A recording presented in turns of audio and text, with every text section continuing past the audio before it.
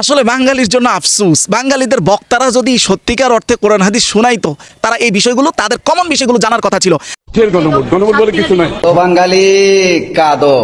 আমরা যদি কোরআন জানতাম তাহলে এটা জানার কথা ছিল, অথচ আমরা জানি না। কিভাবে দেখেন, আল্লাহ শয়তানের দুইটা ক্যাটাগরি করেছেন না? একটা হলো মানুষ শয়তান, আর হলো জিন শয়তান। শয়তানের চরিত্রটা আল্লাহ কি বলেছেন বলেন তো?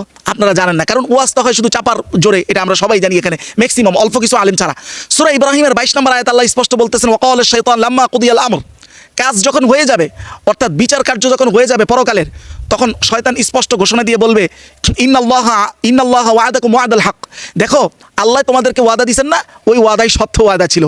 ওয়াদাতুকুম ফাখলাকতুকুম, আর আমি ওয়াদা দিছি না, বহুত কথা বলে বলে ওয়াদা দিছি না তোমাদেরকে, এই ওয়াদাগুলো মিথ্যা ছিল। ওয়াদা দিলাম আর এখন খেলাপ করলাম। পরে শয়তান বলবে, ওমা কানা লি আলাইকুম মিন সুলতানিন ইল্লা আন দাউতুকুম, দেখো আমি কি তোমাদেরকে জোর করে আমার পক্ষে আনছি? আমার পক্ষে মানে আমার পক্ষে সাফাই গাও, আমার পক্ষে ভোট দাও, এটা কি আমি বলেছি? শুধু আমি ডাকছি আর তোমরা সাড়া দিছো। এখন আমার দোষ কি? ইস্তাজাব তুমলি, তোমরা সাড়া দিয়েছো। ফালা তালুমুনি, আমাকে এখন তিরস্কার করিও না। তিরস্কার যদি করতে হয় ওয়ালুমু আনফুসাকুম, তোমরা নিজেরা নিজেদেরকে তিরস্কার করো। হ্যাঁ বাঙালি, নিজেদেরকেই তিরস্কার করো।